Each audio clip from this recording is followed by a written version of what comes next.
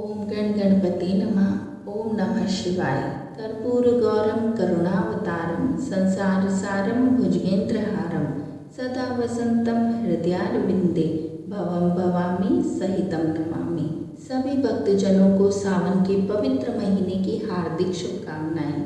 मेरे चैनल पर आप सभी का स्वागत है। आज हम सावन मास महात्म्य के छठे अध्याय का पाठ करेंगे।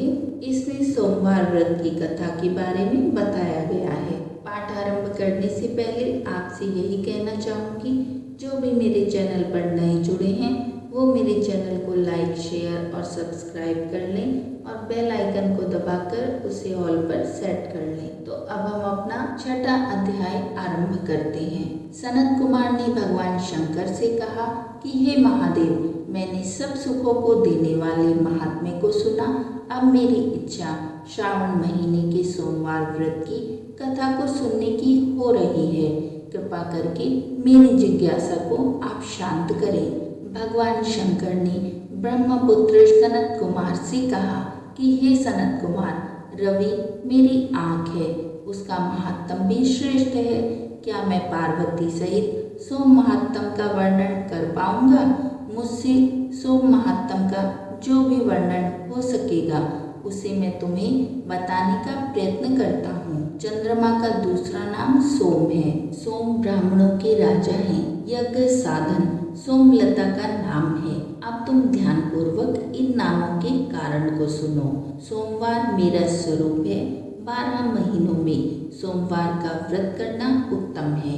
यदि वर्ष के सब सोमवारों के व्रत करने में कोई असमर्थ है तो श्रावण मास के सोमवारों का व्रत करना चाहिए। श्रावण मास के सब सोमवारों का व्रत करने से वर्ष भर के सोमवारों के व्रतों का फल मिलता है। श्रावण मास के सब सोमवारों का व्रत करने का संकल्प करके प्रति सोमवार की शाम को भगवान सदाशिव महादेव का अर्चन करें, षोडोपचार से पूजन करें और एकाग्र मन से कथा सुनें। मैं तुम्हें सोमवार व्रत की विधि बतलाता हूँ, ध्यान लगाकर सुनो। श्रावण मास के पहले सोमवार के दिन भली भांति स्नान करके श्वेत वस्त्र धारण करके काम, क्रोध, अहंकार, द्वेष, चुगली आदि को त्याग देना चाहिए। मालती, मल्लिका आदि के सफेद पुष्पों तथा अन्य पुष्पों से तथा अभिष्ट उपचारों से मूल मंत्र ओम नमः शिवाय या त्रयंबकम मंत्र से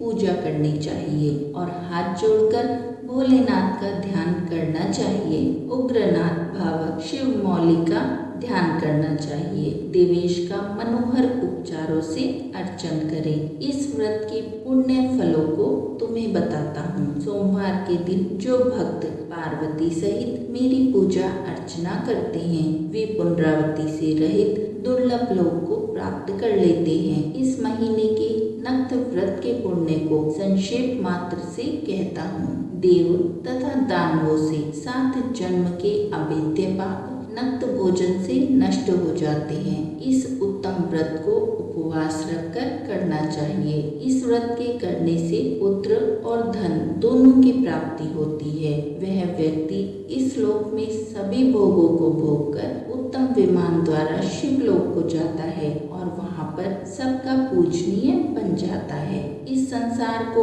असार जानकर तन मन धन को चलायमान जानकर व्रतों उद्यापन करना चाहिए। धन का लोभ और मन के मोह को त्याग कर अपनी शक्ति के अनुसार भगवान शिव पार्वती की वृषभ पर स्थित स्वर्ण की प्रतिमा बनानी चाहिए। सुंदर लिंग तो भद्र मंडप बनाकर उस पर घट स्थापित करें। 2 सफेद वस्त्र से ढकें। घड़े के ऊपर तांबे या कांसे का पात्र रखकर उसके ऊपर स्वर्ण निर्मित शिव पार्वती की प्रतिमा रखें। श्रुति, स्मृति तथा पौराणिक मंत्रों द्वारा शिव जी की पूजा करें। पुष्पों का मंडप बनाकर उसके ऊपर एक रमणीक चंदोबा बांधें। रात्रि का जागरण करें। अपने गृह सूक्त विधान द्वारा बुद्धिमान को अग्नि की स्थापना करनी चाहिए। सर्वभवनाशक आदि 11 नामों से हवन करना चाहिए। पलाश की लकड़ियों से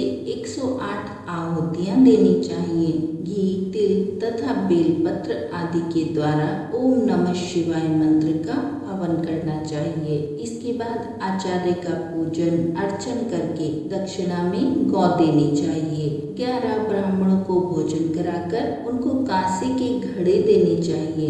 देवता पर चढ़ी हुई सामग्री आचार्य को दें और प्रार्थना करें कि मेरा व्रत पूर्ण हो। इस व्रत में भगवान शिव प्रसन्न हो। आदर पूर्वक हाथ जोड़कर पहले ब्राह्मणों को फिर आचार्य को विदा करें। इसके बाद बंधु बांधवों सहित भोजन करें। जो विधि विधान से इस व्रत को करता है उसकी सभी इच्छाएं पूर्ण होती हैं। अंत में वह उत्तम विमान में बैठकर शिवलोक में जाता है, जहां उसे आदर और सम्मान प्राप्त होता है। सबसे पहले सोमवार व्रत को भगवान वासुदेव ने किया था। सोमवार व्रत के महात्म को जो प्राणी सुनेगा वह भी इस व्रत के फल का भागी होगा। इस प्रकार सावन मास महात्म्य के ये 6ठे अध्याय का पाठ यही समाप्त होता है। कोई त्रुटि हो जाए तो क्षमा कीजिए। बोलिए ओम नमः शिवाय। नारायण नारायण।